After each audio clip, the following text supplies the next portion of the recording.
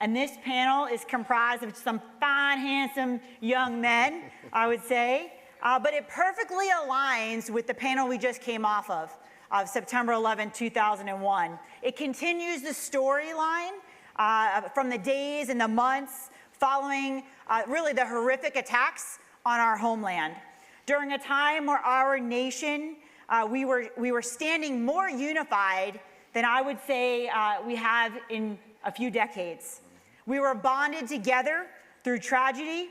We were fired up and determined that the people responsible for those attacks would be held accountable. And it was our U.S. military and our government agencies were working behind the scenes to develop what we would call CONOPS, or concepts of operation, to ensure that never happened again.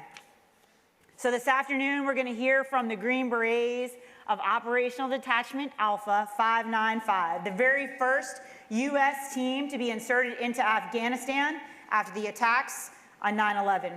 And this panel isn't just about the missions of our horse soldiers. It's about leadership at all levels. It's about adaptability, problem solving, trust, relationships, facing the unknown, all while hunting the enemy and eliminating them. Throughout the conference, you have heard amazing panelists talk about the lifelong bonds that are forged through service, and this panel is no different. I'm Allison Black, your moderator, and I have the privilege of supporting these fine gentlemen from the air on board the AC-130, but the panel isn't about me. It's about these gentlemen to my left that I'd like to introduce to you. So what I'd like to do is, as I say their names, they will just give a few remarks about their role during that time in the early missions and their military career. So to my left, we have Pete. Thank you, Allison. Yes, sir. Peter Walther. My position on the team was the 18 Charlie demolitions engineer, which also translates into logistics. During the mission, I was a staff sergeant. Mike Elmore. Hi, my name's Mike Elmore. I was a junior weapons sergeant, 18 Bravo. Basically, my job is the employment of weapons and tactics. Stephen Bleigh. Steve Bleigh. I was the SF medic, or 18 Delta, the most dangerous man on the battlefield. If you don't believe that, ask my patients. Steve Kofron. I'm Steve Kofron. I was a weapons sergeant on the team, responsible for making sure each and every one of us know our weapon systems and the weapons that the area that we're going to, which is pretty easy, seeing that we have a little competition amongst us. Vince Makela. Vince, I was the senior combat guy on the team. At that time, I was a sergeant first class and in charge of especially working mostly with Mark, ensuring that he was always in comms with headquarters and the men of the ODA. Paul Evans. Master Sergeant Evans, 18 Zulu. I was in charge of planning and operations and training of the unit before we went in and during the time we were in country. And Mark Nutsch. Mark Nutsch, I was the Special Forces captain at the time of this mission in command of the Detachment ODA 595. Before we get this party started, I want to take a moment and give a shout out to the families that are here.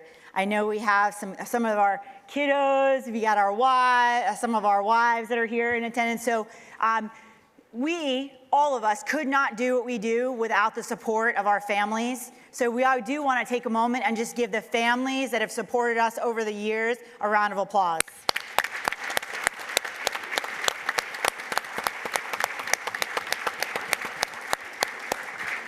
And now you'll get to hear how cool your dad's husbands aren't or are. We'll see. We'll see about that. All right. Well, let's get started. So, Pete, I'm going to start with you. So the last panel talked about September 11th and what our fearless, selfless servants did during those initial days. And when we were attacked, what was the atmosphere? What were you thinking? What was going on in the unit? Walk us through that a little bit. Well, I was at a separate training course in Indiana. And so when it happened, I was, like everybody, I was dumbfounded. I had no, is this real? Is this happening? And at that point, we all thought, well, we're going to get on a plane right now and leave today. But like anybody who's been around the military, it's hurry up and wait. So we sat there, we were like, no, we don't know where we're going yet. We don't actually know who we're fighting. So we kind of sat, collected ourselves, and then we had to make our way back to the base to get a plan, get some equipment, figure out how we're going to get there. Was the atmosphere that you were going to sit and wait, or you were like leaning in? Like Everybody wanted to anxious? go. Wanted to go right now. We wanted, and even if the plane said, "Where are you going?" We don't know. We'd been on it. All right, Mike, unpack a little bit more. Thinking about being put in the game, a put me in coach approach. How long do you expect this mission was going to take, based on your experiences previously? No one really knew. It was almost an open-ended contract, so to say. But I would say, you know, the 11th going into the 12th, there was a focus, like Pete's saying, we're leaning forward, we want to go. But the knowledge and experience that guys had on this team was phenomenal, and just making sure that we were level-headed, but motivated. But the best thing is the training. We were trained and ready for when they said, "Hey, we're leaving." All right. Yeah. Anybody else? And feel free, if you want to add anything in, feel free to jump in. So we'll move a little forward. We're reeling from the attacks on 9/11. You've got orders to go towards the region to partner with a force, which is what the bread and butter is of our Green Berets, right? It's quickly building those relationships, or having already built them and then diving back in to execute a mission. So walk me through what the next, like coming together, mission planning, will walk us through what that looks like, Steve, or what that looked like for you guys. They could probably correct me if I'm wrong, but really the mission planning was the easiest I've ever done. There was nothing to plan. We didn't really know what was on the ground. We were given a mission, commander's intent, in the state, and that's about it. A lot of the information that we did get was erroneous. Like I was told that General Dawson, who we was going to link up with, was a elderly man with heart problems. So I got all ready for cardiac medicine, and we hit the ground, and he was healthy. He was very vigorous, so I didn't have to worry about that. We just hit the ground and assessed the situation and executed our jobs. Okay, thank you for that. What about building trust in that first contact? You mentioned General Dosum, so what you had been briefed on, you have a lot of details, which kind of, you know, a plan is a point of departure, right? So sometimes it's a little bit easier not to be constrained by all the rules and all the information. Oh, for sure. Like pick up and go, which is what you all are good at. So what was that first contact like with, after you had been inserted into Afghanistan with the Northern Alliance? Are you talking, you want me to refer to the gifts we gave? No, I'm just. Sure. No, it was, of course, it was nerve-wracking. There were so many unknowns. We're writing the song as we go. A lot of us, they spoke 6 different dialects of Arabic there. Some of us are Russian speakers, Arabic speakers, French speakers. And this is one thing we do, establishing rapport with people we cannot communicate with verbally. And of course, you know, immediately after that, we go outside the hut and jump on horses and go within 3 hours. Yeah, so horses, let's talk about that, since you brought it up. Can I add something? Yes, sir. So when they showed up, we're all in a mud hut, and we can see this dust cloud coming. And remember, we don't actually know how we're going to get from this mud hut to wherever the front line is. So is it planes, trains, automobiles, whatever? But these horses come up, and we start seeing all these guys. And we're all sitting here, and we're all at the ready, because we hope that those are our guys, but we don't know. So that's kind of what the feeling was as we all looked out there. It was tense. A little different from the movie. A little different. Yeah, the horses were a big part of our success, but also a big part of our literal pain in the ass for us. Horses, they're all stallions. They're Katagani steppe horses. Very A-type personality, so they're all jerks. I had a horse, I named him Rusty, after the Seinfeld horse. Remember when Kramer got his handsome cab horse? So probably the fartingest horses I've ever been on in my life. First 4-hour horseback ride on Rusty up to the front lines after we left the infill point. I got bucked off twice onto his head and worked my way back onto his saddle. But my biggest fear was being on the horse. I'd ridden growing up These horses were much different, much less well-mannered, but we gained a good rapport over the next few weeks. And going back to that, with the Afghans, building a rapport, the first day I pulled out an MRE, I had 25 new best friends, and these Uzbeks have these big brown puppy dog eyes, right? You can't eat in front of them and be the ugly American. That's how you gain that rapport and that trust. You had no body armor and no Kevlars going into Afghanistan. Yep, they didn't have extra horses. So when we got there, General Dahlstrom said, hey, you get on a horse. The Northern Alliance, the youngest kid, had to give up their horses for us. So then they would walk behind us, giving us the evil eye for as long as it took to get where we're going. Oh, they were happy. I think you also have to understand that those horses are used to like a 120, 130 pound person. You know, all of us were around 200 pounds You or were just over. healthy. You were healthy. My horse numerous times just stopped and said, get the hell off. I'm done. I can't move. You're too big. I need a break. So that happens. Okay. Anybody else want to add to that? How many of the team, for the audience here, how many of the team or teammates had never ridden a horse? Talk about problem solving and then credibility and building trust. You know, I think when you probably look back hindsight, that you continuing to get after it and continuing to do it built credibility in their eyes. I'm sure they have a lot of jokes about you guys that they wouldn't tell you, maybe to your face, but I absolutely think that. Part of building rapport at this level was being a professional military, never having a I can't do it attitude. So any problem that came in front of the detachment would come up with a solution with a positive attitude, a can do, we can do this. So getting on a horse, yeah, that's a problem, but we're going to do it and we're going to succeed. Hey, Mark, if you would, paint for the audience the picture of the terrain, the weather, the stress of the mission during that time. Yeah, they inserted us, we were over 8,000 foot elevation into a valley floor and then worked our way down through there. But overall for the mission, when I get asked about it, I just remember it being bitter cold. Incredible, spectacular views of snow-capped mountains and barren, rugged, isolated terrain. We fought through a major canyon that had about 600 to 800 foot cliff walls on it, and we were back and forth across that canyon as a barrier. Snowed on, rain, sleet, hail. We were running on about 2 to 4 hours of sleep a night, or as we could. And we were, as Vince said, we were down to one tasty military ration per day, but you were sharing that out with your security force, and we gave up our other 2 meals to share out because our partner force was going hungry. And we're burning immense calories. We lost 20 to 25 pounds of body weight in that first month.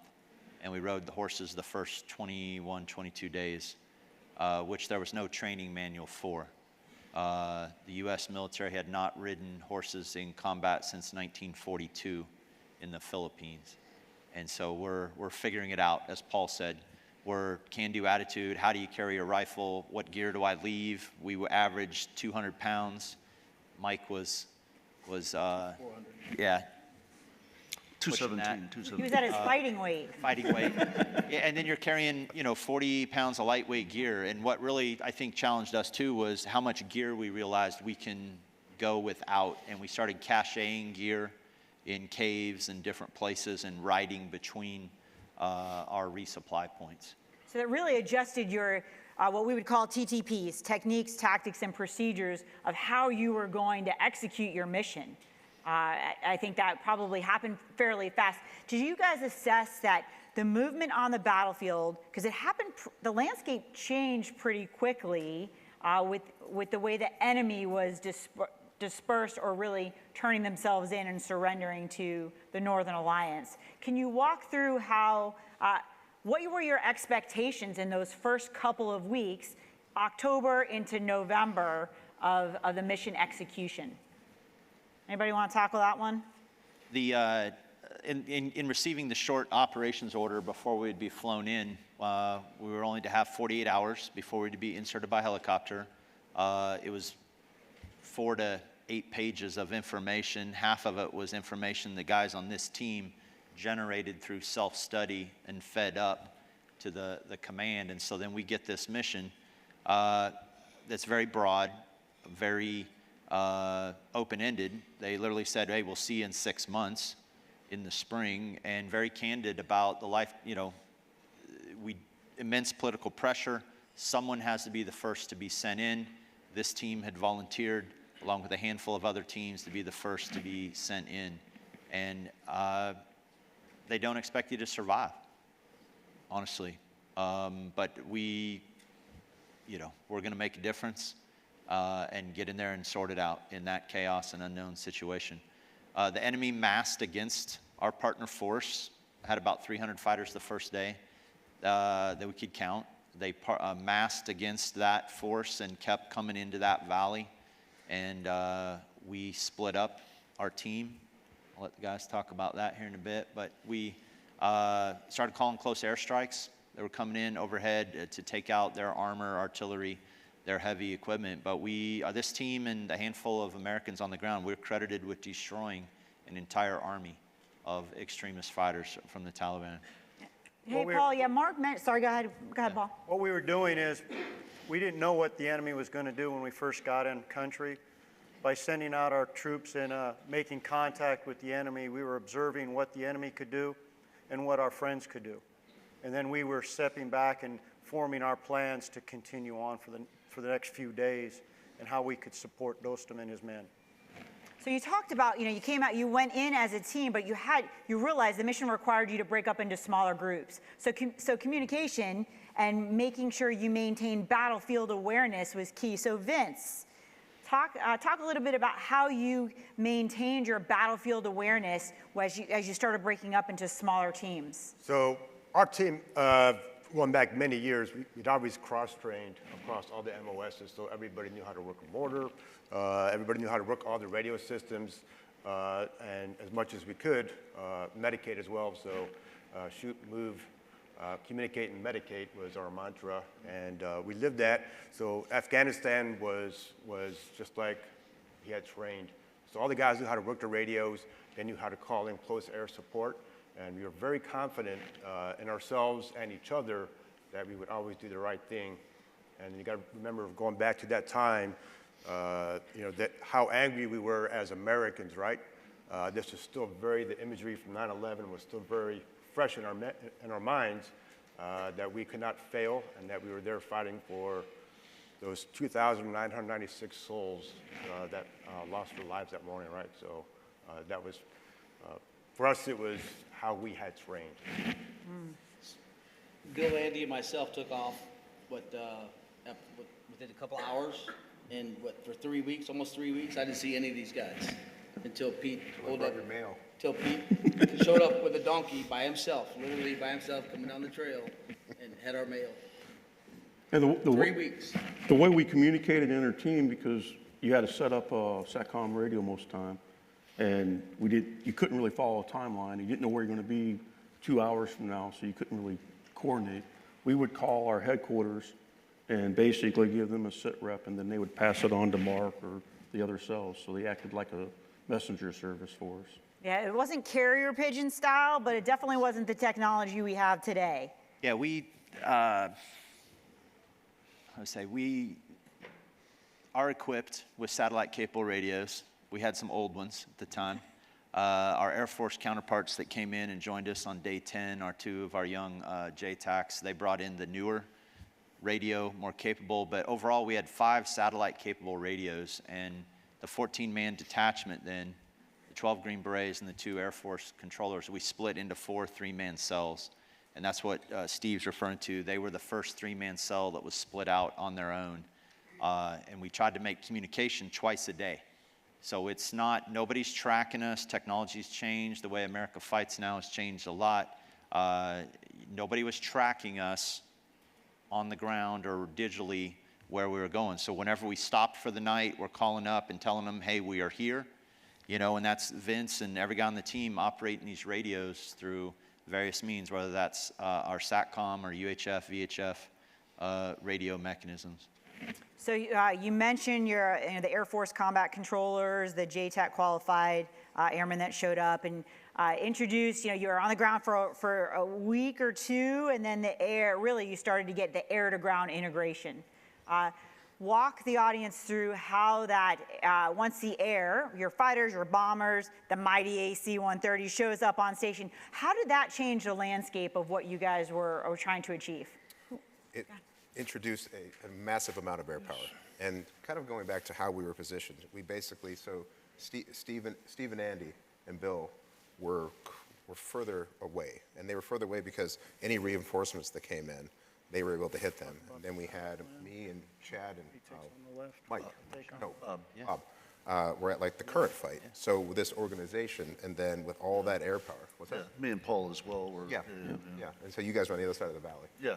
But with all of this air power coming in, it was almost like we could pick up the radio as if it were connected to a landline that you didn't have to dial number to. And you could just pick it up, and there were birds overhead. And that allowed us, the Taliban as they were trying to respond to the current fight, they're being bombed. They're being bombed at the current fight. And then on the other side of the valley, they're being bombed. So there was really nowhere for them to go as we started to understand what the battlefield picture really looked like. Paul? Once the air power started, it started from about day one when Captain Nutsch went up on the hill. And let me rephrase that. We started out by going in a split team. One thing you need to know about an ODA, Special Forces ODA, we're trained and practiced to lead up to a battalion worth of non-standard forces. So we had practiced since the first Gulf War to break down in three-man cells, and everybody on the team was able to basically be company commanders of a small unit. So the first day, Mark took half the team up on the hill with Dostum, and they called in their first bomb strike, and that was a poor rapport building. As we continued on, Mark, me, Dostum, and Souther had a big sit down, and we defined our battle plan for the coming attack that happened in the beginning of November.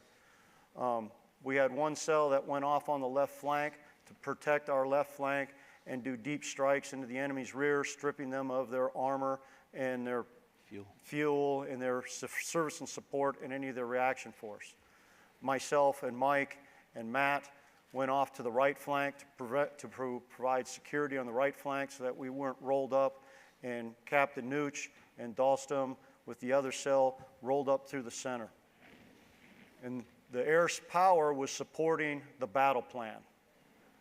The air power was not the battle plan. There was a battle plan supported by that fire support element. I like to summarize this as an aerial armada that came in. We had 2 aircraft carriers out of the Indian Ocean, Naval and Marine Corps fighters, mostly F-18s and everything else, coming off of those vessels. We had Air Force fighters that were positioned in the Middle East, F-16s, F-15s, B-1 bombers, B-52 bombers coming out of Diego Garcia, to include B-2 bombers coming out of Missouri. So incredible logistical feat to aerial refuel those aircraft, even the ones that were closest in the Indian Ocean from those aircraft carriers or in the Middle East. They're getting gas 2 to 3 times through this air bridge to get to northern Afghanistan, check in with one of these guys, precisely employ their munition without killing us or our allies, and then they got to get back 2 to 3 times, aerial refuel 2 to 3 more times to land back in that vessel. So imagine sitting in the chair you're in right here for 10 to 14 hours as a solo pilot in that cockpit, and you got to get gas 5, 6 times to complete your mission. They run out of gas in less than 2 hours. So your life kind of depends on you being able to plug in with that tanker.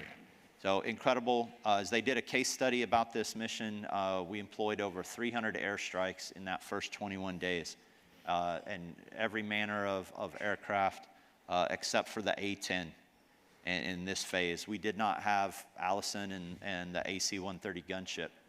21 days in this rural mountain Wild West phase on horseback. We liberate the city. 24 years ago today, this team was in that mission. And it was still tenuous, perilous. How is this going to end?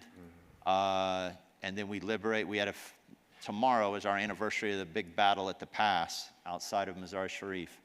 And then on the 10th of November, we liberated Mazar-i-Sharif, the major city of 300,000 people. And they turn out cheering us, the other two Special Forces teams, our CIA counterparts, and their Afghan leaders that we had united in that uprising. This is 24 years ago.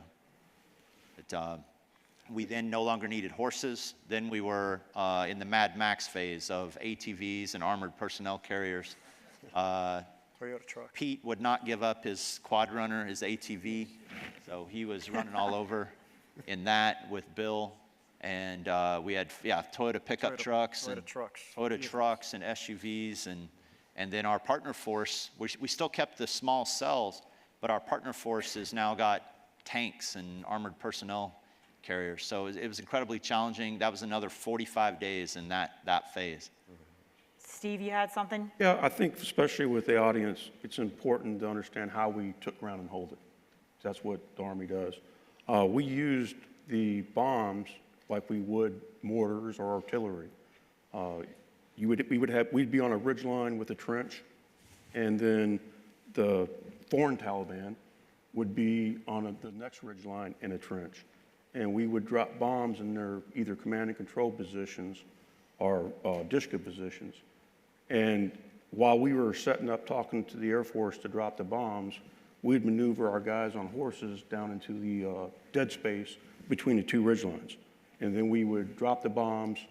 It was hard to synchronize when they would drop the bombs because the Air Force, they kept their planes real high. So it'd take 2.5 minutes for a bomb to actually hit the ground. So you're sitting there on a soft land for 2.5 minutes, and sometimes they're shooting at you. But that's how we took ground and hold it. And once we started taking ground and holding it, then we started having Uzbek Taliban capitulate. And that's what led to the big push in the Mazar-i-Sharif, is that all the Uzbek and Afghan Taliban, they capitulated. And it was really hectic for us because you'd go into a village and you would have Taliban linking up with Northern Alliance, and you're like, how can we trust these guys? And we learned that in Afghanistan, if you're a father, you send, and there's a war, and there's always a war, you send one son to the Northern Alliance, one son to the Taliban. And once we started seeing the local Taliban capitulate, that was a confidence builder that we were going to win. And that was a big indicator for us. Steve, you brought up a really good point about building trust, right? If the Green Berets are known for those relationships, the panel, like any one of you, what can you offer this group about what were your strategies? Because everybody's got a different style to build trust with your teammates that you had just met, not our U.S. teammates, but the teammates of the Northern Alliance. Easy for a medic. Really. Good point. Yeah. I mean, You win the mamas. yeah. What's that? Take care of the babies, you win the Easy mamas. for a You medic. win the mamas, you win the daddies. Yeah, Steve, what Steve's alluding to, Steve, I'd agree, probably one of the most impactful guys in our entire mission. As a Special Forces medic, he was working with some local Afghan medical personnel, loosely defined, ill-equipped. But he's this battlefield surgeon. Steve saved countless lives performing surgery on hundreds of our allies that were injured. Hundreds more of them were killed in the course of that. But it emboldened our partner force to fight. They had never had that level of battlefield tactical care. And then he's dealing with some of the villagers or whatever as we were going through. And then Steve got into the part where Steve's in the mix just like the rest of us on other days, where he's calling in airstrikes and engaging the enemy like every one of us had the opportunity to do multiple times. I will say also, when you talk about it's our willingness and our showing them by action, hey, we want to be up there, we want to be up front doing the job that needs to be done and not shying away from that. And that really pays dividends. And if you're not willing to do what they're doing, you know, And live the way they live and how should travel you the- expect them to follow you or listen to you if you're not saying, hey, I'm right here with you and I will be in front of you to lead you through these difficult times. You know, the power of our military is definitely our NCO Corps. Flexibility, our ability to be flexible, and communication probably is the best. We continue to roll through whatever come at us. Really, really great points, right? Leaders are problem solvers. You know, as we got a lot of future leaders in this room, right? And you're problem solvers. And what you're hearing is not asking people to do something you wouldn't do yourself, right? That builds credibility. Your reps and your sets over years built this team that was able to land in any country, partner with any force, and see mission success, right? So with this room that you've got, we've got about 12 minutes left. We'll try to leave some time for questions, so think about your questions. You got the horse soldiers up here, so dig deep. What advice have you been given over the years that you want to pass on to this crowd? Best advice, worst advice, any kind of advice. Think about that, but then also if there's something about the mission space that we just didn't cover in the short period we had, please, this is the time to share it with the group. So, it's Mike over here. Tom Maselta, he used to be on the team prior to 9/11. When I first got to the team, he asked me, he's like, Mike, what's the most powerful weapon we have on a team? And as a weapons guy, I'm sitting there rattling through things, and he said, Steve. Steve would say Steve. Our mind and our ability to persuade others to do things with us, for us, etc. Our ability to influence and persuade people to get the job done. Yeah, that's great. That's great. What else? For like junior officers, because we see a lot of them, I would say know your job. But how do you know your job? Well, when you guys become platoon leaders, you're going to have a property book. It's going to be a bunch of crap that you're signed for. Make sure your people know how to use it. If you work in a staff section, get a hold of the command inspection checklist, and that will tell you what your job is. Because it's always, everybody always says, do your job. Well, how do you know what your job is when you're a new lieutenant? Train. It don't hurt to lead by example, though. Oh, yeah, you got to do that. Never hurts. Now, I'd say trust your non-commissioned officers, but also make sure you develop them and that they are doing their jobs as NCOs. Yeah, I think that is, Vince brings up a great point, mentorship. When you talk about, especially some of these young leaders, you're going to be going to a platoon, and how are those senior NCOs, how are they assisting them, mentoring them as young lieutenants? But even this team, I say it all the time, I looked up to Steve, you know, both Steves, Vince, Paul, Andy that's not here. So much knowledge and experience that you need to share.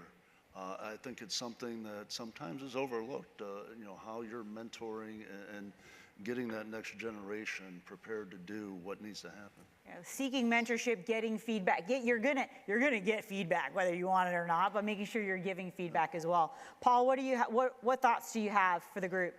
As a leader, one of the things I always try to do is try to develop the men under me to replace me. So I would drive them, train them, make them do all these things till they could do it without thinking about it. And as a leader, if you want to test your men, go out and start doing battle drills where you're directing them, and then do a battle drill where you're going to take casualties. And you know who the first casualty should be? You. Can your unit continue to drive on to their Ranger objective without you? Because the end goal is to have, and that was our goal here on this detachment, is as long as one guy was alive with a radio, we could continue the mission. And it didn't matter who it was. And that was the end goal, and that's, as me as a leader, I was trying to train my junior NCOs to replace me so that they could then train the next guy. Mark? These guys up here have seen officers come and go. Every guy up here stayed and retired, whether that was still in Special Forces, so they saw captains come and go maybe every 1 to 2 years. So when I first got to the team, I just want to point out, Paul here was I made the 7th guy on the team. Paul was about to deploy the team into the Middle East with 6 NCOs. And that happens occasionally in Special Forces. We do not have enough officers or warrant officers that make it through the pipeline to fill each of the billets. So that mission still had to be supported, and Paul was going to take the NCOs that were on that team at that time and go do that mission. This is beat into me, through active duty infantry and in the Ranger Battalion and then into Special Forces, is seek advice from your team sergeant, your senior enlisted, from the NCOs on that team. And the culture of that unit, when I got to it, was already to cross-train deeply and just train hard, train smartly, but train hard, whether there was 3 or 4 of us or 6 of us available, because guys are always off at schools or other things. And Paul drove that we would go to the range. And I may have to be the radio operator today, and Vince, although he's the communicator, he's going to be the medic.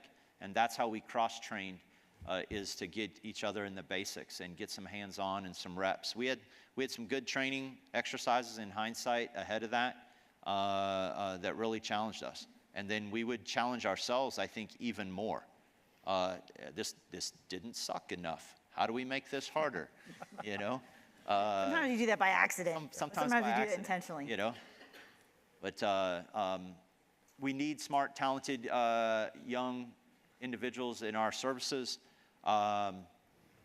Whatever you're passionate about, if that's flying aircraft, if that's with naval vessels, if that's cyber or languages or IT, whatever that is.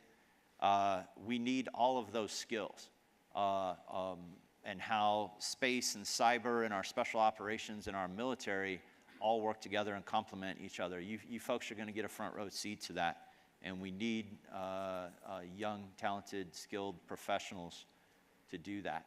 The guy on the previous panel, all these guys, we've been through a number of countries across the Middle East. We spend most of our career abroad. America is worth defending. Absolutely. Any other thoughts from the folks on the panel? Yeah, all right. Very good, very good. We think about small teams, high-risk environments, uncertain.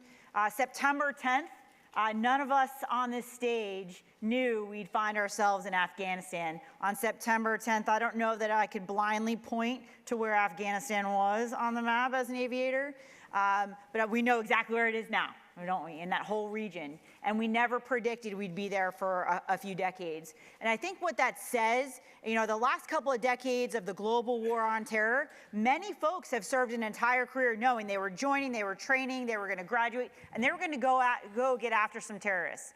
We're in this period of uncertainty. We're in this period of deterrence. Where is the next threat coming from? And we've heard a few of our panelists say that. Is it coming from space? Is it cyber? Is it air? Is it surface? Is it subsurface?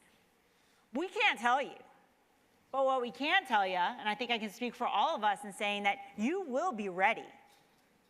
If you're a problem solver, if you're good at your job, and you get your reps and sets and you build that team approach, they were successful because they were a team.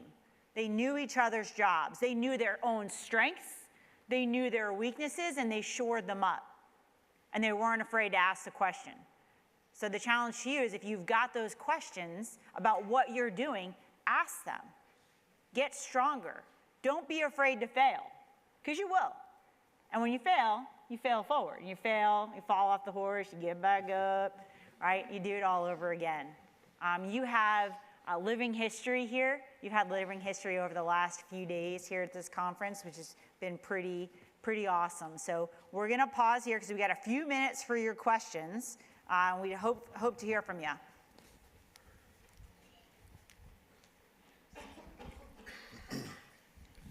Gentlemen, thank you for defending our country. We really appreciate it.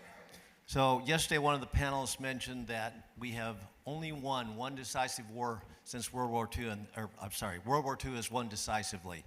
As an example, ironically, the Axis killed more victims than the Allies did, ironically.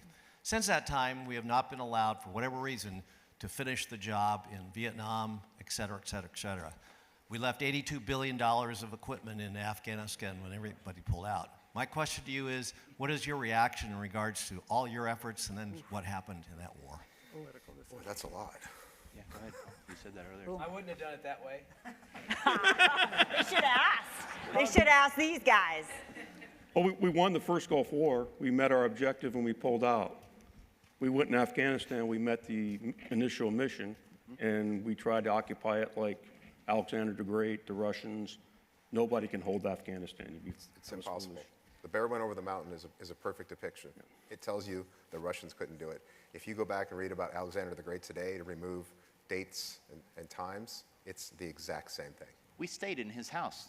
Yeah, we went to Balk. It was not that nice. We have some more questions. We'll make sure we get the mic.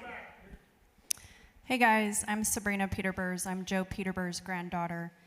We met two of you in the airport in Nashville. You came up to him and thanked him for your service. Little did we know we were standing in greatness.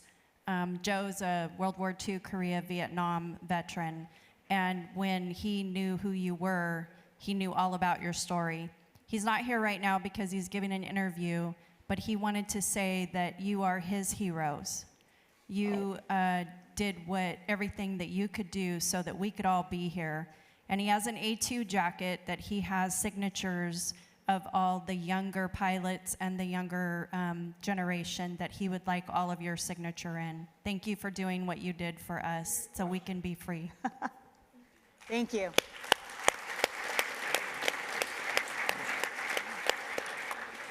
Got a couple more. Cadet Kyle Schnover from Bowling Green State University. My question is, yesterday our Navy SEAL speakers talked about in World War II we pursued the Nazis and the Japanese into complete submission. Do you think that that would have been possible with the Taliban, and do you think we should have done that? No, not possible. It's an ideal. It's an ideal that spans far outside of Afghanistan's borders. And to be perfectly blunt, our mission, that wasn't our mission. So, but the ideal, that's a tough one to beat. Any other comments? The big problem in Afghanistan is very tribal. In a tribal community, we have a statement about the Afghans. Afghanistan has never lost a war. They just switch sides right at the last moment. That's because they're tribal and it's about surviving at the tribal level. The only way you could have actually crushed them would have been to destroy their tribalism. And we as Americans will not do that because of the brutality required to do that. So our only answer is to make friends with who we can and have them run it. Just one more. All right, we have time for one more question. Right there on the end. She had her hand up earlier. Yeah. Well, maybe we'll take two. Two. Okay. Gentlemen. This guy a platoon sergeant. We're not that much over. 20 seconds. We're good. Ish. Gentlemen, thank you so much for being here. Over the past 2 days, we have heard that leadership is contextual. So my question to you is, how has your leadership changed based on the context of post 9/11? And what advice do you have for leaders going forward with the unprecedented changes that we are going to experience in our own leadership experiences? Ooh. Yeah, lead by example. Yeah, know your job, do it. Lead by example. Demand performance from your subordinates. Great advice. Very well. Good afternoon, gentlemen. I'm Jonah Marshall from the Naval Academy. My question for you, in addition to thank you for your service and what you did for this country, is I was wondering if you could walk us through your thoughts on that ride to the insert. What was going through your head and your hearts? What were you preparing to do, and how you executed? Thank you. Great question. What were you thinking about? You're talking about insertion? Yeah, the insertion, like you're going. First thing about the insertion, I want to go back a little bit, is when we got the mission from Fort Campbell and deployed, they had said we'd be gone a year. I said goodbye to my wife and my kids and said, you may hear from me in a year. I don't know where I'm going. I did, but I couldn't tell them. We get to Uzbekistan, we get the mission. We linked up with Task Force 160th. Task Force 160 is the greatest flyers in America. We got onto their aircraft. We brought blankets. We brought all of our stuff. We got in the back of the aircraft and left it them and went to sleep. we've all experienced infills in the past, so this was nothing that we hadn't done before. And once you get in the back of the aircraft, it's up to that pilot. Was there questions about what was going to happen when we landed? Yes, but we knew when we hit the ground, we knew exactly what we were going to do. And if things went bad, well, that's what's going to happen. Yeah, when we did our brief back to Colonel Mulholland, I bet we all said a dozen times, SOP in effect. Because we had practiced our SOP so much that that's all we had to say, SOP in effect. Pete, what were you thinking? Well, I think Besides being freezing. I was cold. freezing and I was under the hydraulic leak, which is common. So that was a poor choice. But the first thing was, when you go back to the air mission brief, I think it was Chief Edmonds who came in and briefed us and said, hey, listen, we've got enough gas to get you there and probably off the HLZ, but not all the way back here. So just keep that in mind. So you're getting off somewhere. Like, okay. And then, because I was sitting by the ramp as we were flying, because the Chinook could make it over the mountains, but the 160s has Blackhawks that are called DAPs. They're helicopters with a lot of guns, which made it very comfortable to fly them flying with us. And then they peeled off at the mountains. And so I remember seeing that, thinking, so it's just us at this point, and that was it. Yeah, what Pete's referring to is the weather conditions degraded so much that we almost had a mid-air collision multiple times between the two armed Black Hawk helicopters with each other, because those pilots are just flying on night vision goggles at that time, or they almost collided with the Chinook that we were in that was leading the way. And so we peeled them off and we flew solo for over 2 hours. I didn't know that. I think at the end of the day, I know, I'll speak for these gentlemen when you say, hey, you're my heroes, thank you for what you did. They're like, man, I was just doing my job, right? And you go back generation after generation, all of your parents like, yeah, of course, I was just doing my job. I was doing what I was trained to do. I was doing it with my brothers and my sisters. I was just getting after it. And would you do anything different? Would you do it all over again? Yes. Yeah, you would. Undoubtedly. And that is pretty damn impressive. So thank you.